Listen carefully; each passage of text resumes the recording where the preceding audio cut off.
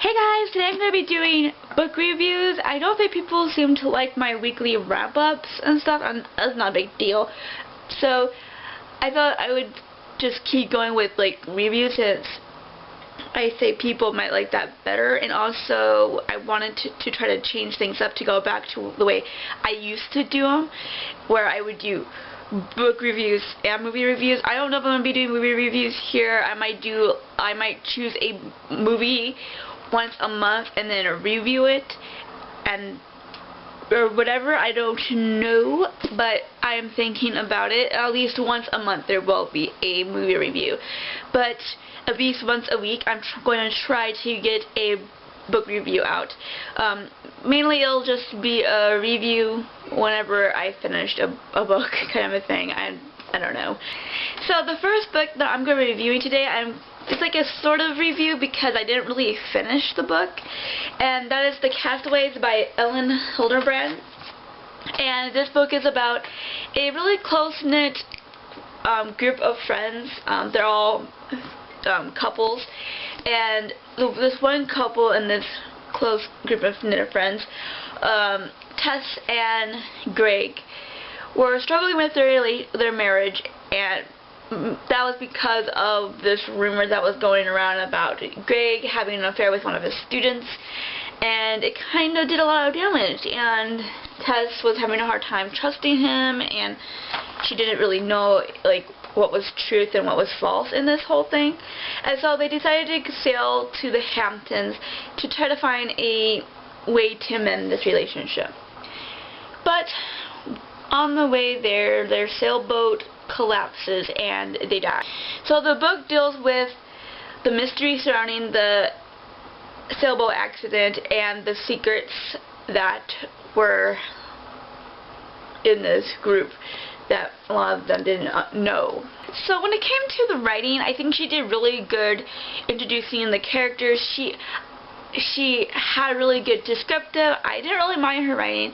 I didn't actually really appreciate the skill that she used in introducing each character and giving you the perspective of each of the group and their point of view. But it was really disappointing. And why I say I didn't finish this book is, although I know what happens at the end, it was because I was skipping around, because I was starting to get bored with this book and wondering like if there was any point to it. So the story itself, I thought it was going to be a mystery. I really thought this was going to be a mystery about the accident, and it was going to turn out to be something really bigger or not.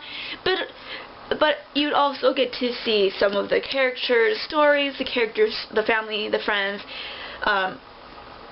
secrets. I was thinking that she was going to use the friends as kind of like maybe one of them did it or whatever, and you would kind of get to know each one and their personalities and some of their own secrets that could link to their murders, that kind of a thing. But no. Mostly this is the typical character-driven book, and she tries to put a twist on it with a supposed mystery when it came to the whole thing. But if you're like really logical and you're thinking straight, and even if you don't really look ahead, you can kind of sense that there's nothing gonna happen, because it's just like you see what happened. You see the chief going to the coroner's, and you're like, she took opiates, we knew that. They got hit in the head, all this stuff, he was trapped in the thing. It all looked very much like an accident, and you're just like, so why, you're just like, this is not a mystery. And she kept leaving you with these hangers and clues, and you're just like, there's going to be something big going to happen, right? You're expecting something really big for the closure, the resolve, But it was so anticlimactic. I went looking ahead and I was just like, how does it end? Like, what's the answer? And when I found out the answer, I was just like, really? That's it? So I couldn't really finish it because the answer wasn't as exciting, and really, you kind of already knew everything right away. It was just like the story was told in the first few chapters, and just like, it was a pointless read. So just to add on, I felt like she was trying to mix like genres, I guess. Like it felt like she was trying to make a mystery book out of a story that's mainly character driven and just about these characters. You know, it's one thing if this book was about how these families dealt with it, but she was trying to add in a mystery, and it's just like it didn't really work, and I don't think it could work because I think mystery genre really does depend on plot. And this book, it's not really plot driven, it's very character driven. Also, one thing I did forget to mention, and that was another big thing, is that she took too much time in the backstories of each of the characters. I felt like if this was a mystery book, and if she wanted to make this book more about the mystery, she should have done that. Why did she keep giving you clues, yet here we are talking about backstories, and you're not really getting to know what was happening with the sale thing, and it's just like, the author needs to focus in on one thing, or you know, change it up to be more of a mystery book. But the mystery aspect didn't work because it was so anticlimactic, like I said, and if this was a very character-driven book, I felt like I wanted to get to know these characters, and if it wasn't for, like I said, like if it wasn't for that whole, she was trying to put a mystery twist into it, I think it would have been a better book, because at least I would have gone into it knowing that, oh, we're going to be, you know, finding how these people handle this, and I think this would have been a better book for it.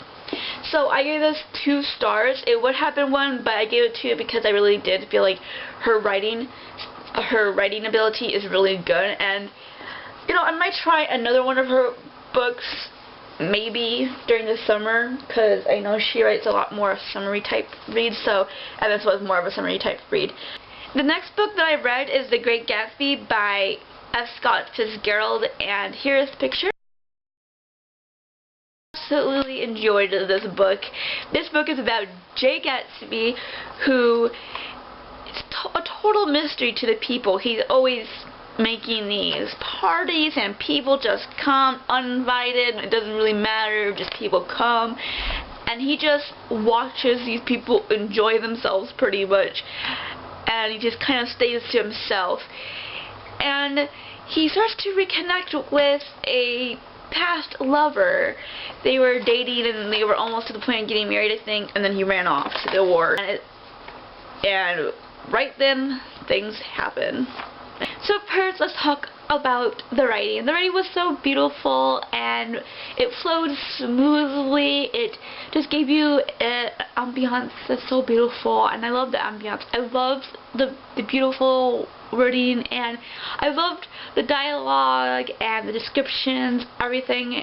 You know, the dialogue was witty. The story itself, kind of sad, and I wasn't really expecting it to be, like, sad. I mean, I guess in the previews I watched the trailer for the movie, but it kind of says it was sad, but I don't know, I didn't really expect it to end sad either, so. But the writing was fantastic. I really loved the writing. The characters themselves, Gatsby was, the whole mystery that surrounds him was just made him so much more intriguing than I expected him to be.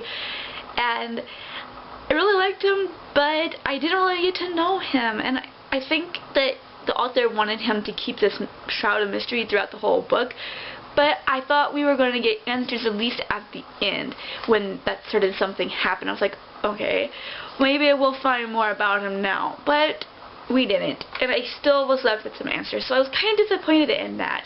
And also, we have Nick, the narrator. He tells the story, he gives you his point of view about what happened, and I really like that because it kind of leaves you with Gatsby still in a shrouded mystery and all that, but I was kind of worried about it at first because I really wanted Gatsby's point of view. Like, I just wanted to get to know Gatsby so bad. Gatsby seems like such unique person, and I think he has a lot to say, but we didn't get to hear what he had to say, so it was a little bit of a put down there. But overall, I love the characters. I love the story. It was just wonderful. I just really think that this story was so powerful. It was only 9 chapters, and it was a really short book. I read it in one sitting, pretty much, and it was just so powerful, and I was so surprised at how powerful this book was. At first it started out really slow, and then right when it starts going, it just kept going until the very end, and I loved that. I just loved that there was good pacing in such a short book, and it just kept going, and it was just fantastic. Like, it was just so powerful. Like, I don't know how to say it, but like, there was just something about the story that just hit you in that spot, and I couldn't believe that so much could have actually happened in 9 chapters. Like, from the very beginning, I was a little bit worried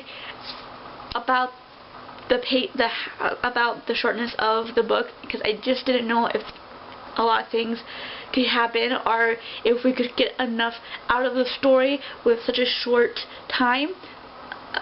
And we did. Like, the story went pretty fast, and he didn't dwell a lot in each time space, you know. It just kept going, and everything happened really fast. So I kind of I really miss being in that world. I really appreciated F. Scott Fitzgerald's ability to create this world, to create that time, and to create this story. It was just fantastic all around. The only reason why I can get less than a 5 is because, like I said, I just felt let down about not getting enough answers about Gatsby. I wanted to get to know him a lot more, and we didn't. And I understand, like, yeah, he was supposed to be this mysterious person. We weren't really supposed to get to know him, but I wanted to get to know him so bad. So it kind of makes me a little bit upset with this girl for that. So it's going to be a 4.5 rating, and that is all. So if you guys have read either one of these books, tell me what you thought of them, and I will see you in the next one. Bye!